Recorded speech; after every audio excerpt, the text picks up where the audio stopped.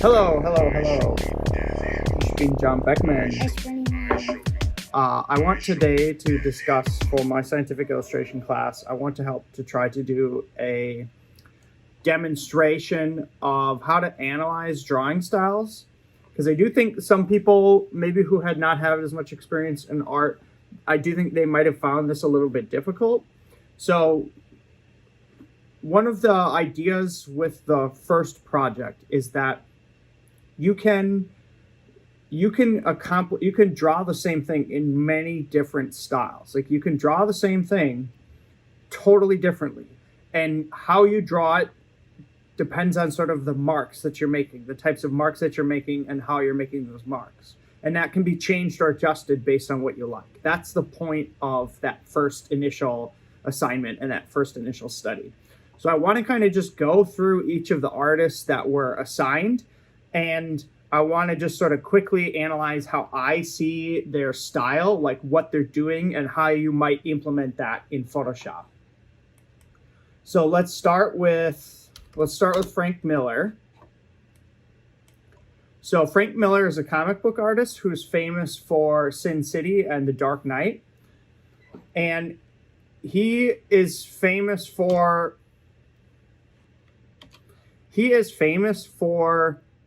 often either black on white or white on black.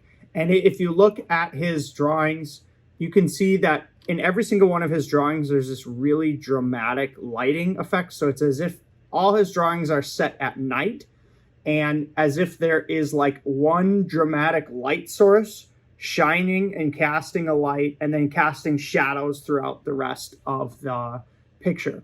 So all Frank Miller's work is based on light, one dramatic light source with shadows, okay?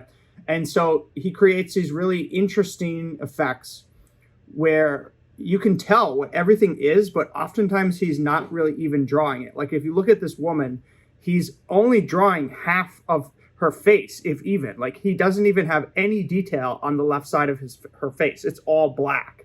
And it's because the shadow's being cast. And on the right side of her face, it's so bright that he's not drawing anything on her face except her nostril, her lips, and her, essentially like her eyeball. So he has this fascinating style where he is making very minimalistic marks and yet capturing a lot of detail, okay? So in order to do something like this, what you have to do is you have to decide if you're going to do white on black or black on white. So if you were going to do black and then white on top of that, you would have to make sort of like a black section, right? And then essentially you would, if you look at his lines are extremely sharp, okay? So you're never going to want to do like a blurry brush for Frank Miller. You're going to want to do some kind of like a sharp brush, okay? And then once you have a sharp brush, like obviously like this rain is just stuff like this, right? It's essentially like doing this. So this is, I guess, a very simple tutorial of how to do a Frank Miller-esque style. So I guess if I was to sum this up, to sum up his style, it's big blocks of black and white, like big blocks. And then sparse details. Okay, let's go to Kathy Colwitz. Kathy Colwitz and Frank Miller are very similar, except they're doing exactly the same stuff, like almost exactly the same type of style, except they're using a different medium. So Frank Miller's drawing with markers. Kathy Colwitz is doing woodcuts. These are woodcuts. So she's actually taking a knife, a sharp knife, and she's carving out each of these lines.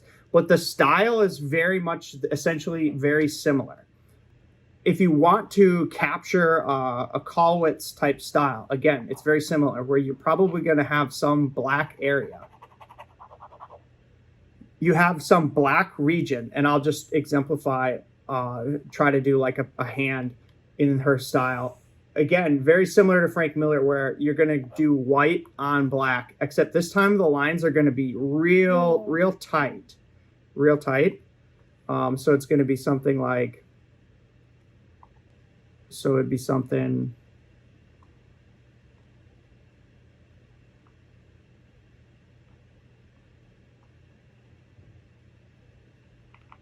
This is going to be real bad because I'm doing this fast.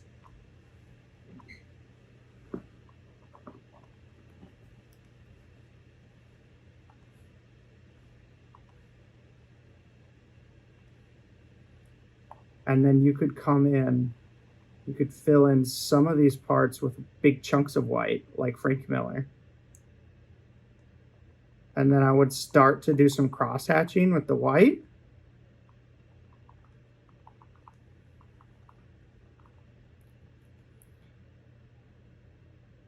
And then I would come back in and cross-hatch with the black over top.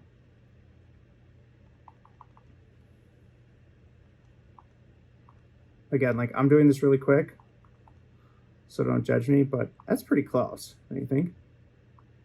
Elaine, or no? No, not really. You don't think that's pretty close? Okay. Kinda. What do you mean? It's like almost a perfect hand. How is it bad? Well, it's not bad. It just doesn't really match. Yes, it does. Not perfectly. Watch. Watch this.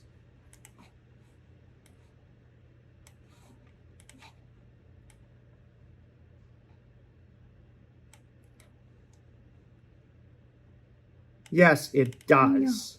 No. Not in my opinion. You could perfectly substitute this hand over top. You can't even tell. I can't. No, you can't. You don't know what you're talking about. That's how you would do Colwitz. Oh. Okay. Dur. What do you think? What do you see in Dur? You gotta look close to see Dur. You gotta zoom in. This is actually making it a little bit blurry. Is it pencil?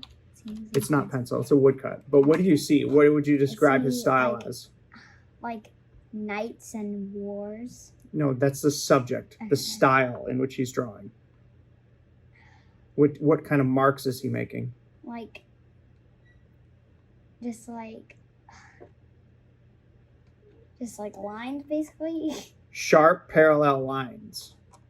So in order to do something like Dur, my advice already in the previous video was to get something like a rake. He's getting a rake, and he's making many lines like this. Essentially like that.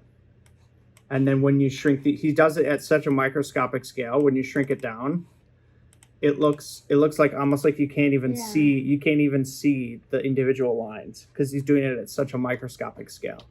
But there's no doubt he's doing individual scratchy lines. So to do Dur accurately, you got to draw sharp individual lines and use rakes. Does that make sense? Yes. Would you agree? Yes. That's what he's doing? Because you didn't agree with her. Yes, I do agree. Okay, Cuban. Alfred Cuban. What would you describe this as? Like paint, basically? That does not look like paint. Not like paint, but like... It's like blends, kind of. It blends together. Yeah, so that's a good way to say it. It blends together. It's smooth transitions. Okay, so for smooth transitions, you're going to want to use a soft round brush.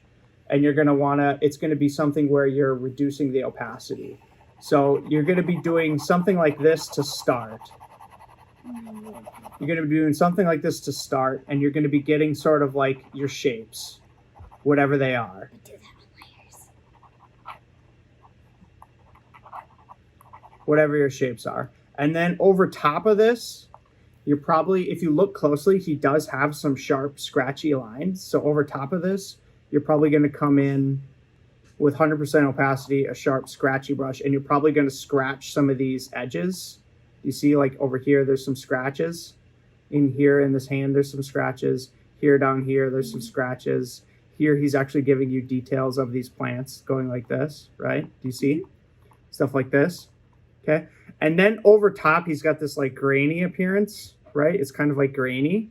It's not totally smooth, it's grainy. Does that make sense? So to do that, you're probably gonna wanna come back over your gray layer with some kind of like I would get something like a splatter. How can I do this? I know. I would get like a splatter brush. I would make a new layer, I would kind of like coat the layer with like splatter like this, and then what I would do is I would reduce the opacity of the layer, and that's going to give you sort of like that grainy appearance. Yeah, Does that make sense? Really good. Does it make sense? Yeah. Do you think that that looks similar to what he's doing? Yes. Because you disagreed on this one. Yeah. I think that was a mistake to disagree with me. Okay, last one. Last one is Hokusai, who's a Japanese manga artist, the first artist to essentially invent manga, which is, I think it's actually Japanese for random drawings. You can fact check me on that. But Hokusai is famous for capturing like extreme detail in the simplest marks.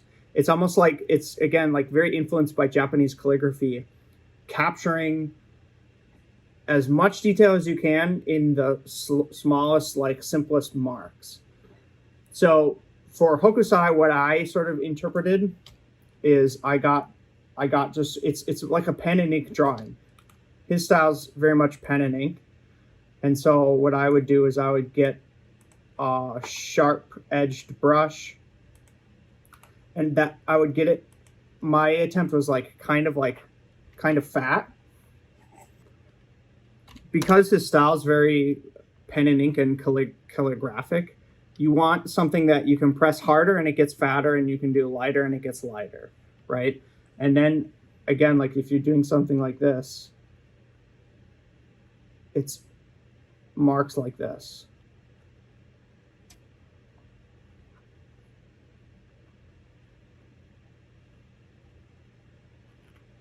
I don't have all day to do this, but you get the point. Like that's pretty close. It's pretty close. So essentially like scratchy marks where you can get deep black and thicker and go thicker thin. And then he also has a lot of gray wash kind of like style stuff. Like if you look at this, he's doing kind of like a gray wash type technique where he's washing sort of like colors. Here it's like a more skin tone or a sepia tone, yellow tone. But he's washing colors underneath. So if he had something like a face, it's gonna be real bad right away. I agree. This guy he's eating a knife. Oh my gosh. That's kind of cool. Hokusai is sweet. So whatever, something like that. That's actually not that bad. For a second I thought he was and then underneath what he's doing is he's getting like a sepia tone.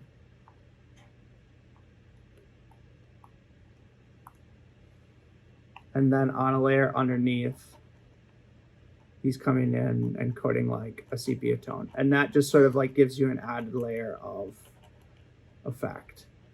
Does that make sense? Yes. That's pretty good. Let me see what happens when I shrink this down.